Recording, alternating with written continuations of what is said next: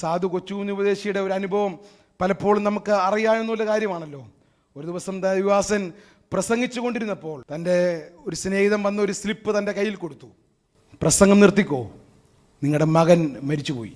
ദൈവത്തെ സ്നേഹിക്കുന്നവർക്ക്, നിർണയപ്രകാരം വിളിക്കപ്പെട്ടവർക്ക് സകലതും നന്മയ്ക്കായി കൂടി വ്യാപരിക്കുന്നു എന്ന് തന്റെ ദൈവദാസൻ പ്രസംഗിച്ചു കൊണ്ടിരിക്കുക.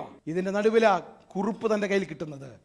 പ്രസംഗം നിർത്തിക്കോ, നിങ്ങളുടെ കുഞ്ഞ് മരിച്ചുപോയി. ആ ദൈവദാസൻ പറഞ്ഞു, എനിക്ക് പ്രസംഗം തുടരാനാ നിയോഗം. അവിടെ നിർത്തിയില്ല. ദൈവദാസൻ ആ പ്രസംഗം തീർത്തു. തോളിൽ സഞ്ചിയിട്ട് തൻ്റെ വീട്ടിലേക്ക് താൻ മടങ്ങിപ്പോകുന്നു. വീട്ടിലേക്ക് എത്തി. വീട് നിറച്ചും ആൾക്കാർ. വീട്ടിലേക്ക് നടന്നു പോയിക്കൊണ്ടിരിക്കുന്ന സമയത്ത് തന്നോട് പിശാച് ഇടപെടുക. എന്തായി? നന്മ മാത്രം ചെയ്യുമെന്ന് പറഞ്ഞ ദൈവം നന്മ മാത്രമാണോ ചെയ്യുള്ളൂ? ദോഷമായിട്ടൊന്നും നിന്റെ ദൈവം ചെയ്യില്ലേ? ഇങ്ങനെയൊക്കെ നിന്റെ ദൈവം ചെയ്യുമോ? ഒത്തിരി ചോദ്യങ്ങൾ തൻ്റെ ജീവിതത്തിലേക്ക് വന്നു. ആ യാത്രയിൽ ഒത്തിരി പാട്ടിൻ്റെ വരികൾ പുതിയത് തൻ്റെ ഉള്ളിലേക്ക് കിട്ടി. താൻ വീട്ടിൽ ചെന്ന് മുറിക്കകത്തേക്ക് പോയി ആ കുഞ്ഞിനെ കയ്യിലെടുത്ത് പുറത്തേട്ട് കടന്നു വന്നിട്ട് ആ ദൈവദാസൻ തൻ്റെ കൊടുത്ത വരികൾ ആ ദൈവദാസൻ പുറത്തിറങ്ങി വന്ന് പാടി. ദോഷമായിട്ടൊന്നും എന്നോ എൻ്റെ താതൻ,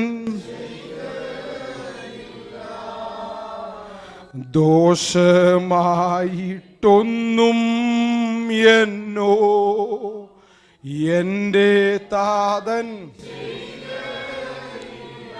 പ്രിയമുള്ളവരെ, ഇന്നത്തെ പോലെ ഈ സാങ്കേതിക വിദ്യകളൊന്നും വന്നില്ല.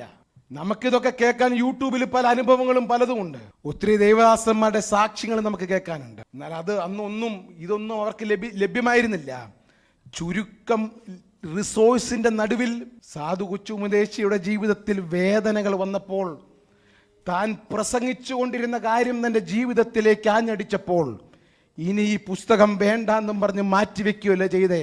അതിൻ്റെ നടുവിലും ബലഹീനതയിൽ തികഞ്ഞു വരുന്ന ഒരു ദൈവകൃപ അവരുടെയൊക്കെ മേൽ വെളിപ്പെട്ടിട്ടുണ്ടെങ്കിൽ ഇന്ന് പകലിലും ആ ശക്തിയുടെ അളവറ്റ വലിപ്പം നമ്മുടെ മേലേക്കൊന്ന് പകരപ്പെടുവാൻ എൻ്റെ ദൈവത്തിന് ശക്തിയുണ്ട് എന്ന് വിശ്വസിക്കുന്ന ദൈവമക്കൾ, അത്യന്ത ശക്തി എൻ്റെ സ്വന്തം എന്നല്ല, എൻ്റെ മൺകൂടാരത്തിൻ്റെ അകത്ത് അത് വെളിപ്പെട്ട് വന്നാൽ ഇന്നിന്റെ വേദനകളെ തരണം ചെയ്യുവാൻ ഒരഭിഷേകം എൻ്റെ മേൽ പകരുവാൻ ഈ ദൈവം ശക്തൻ.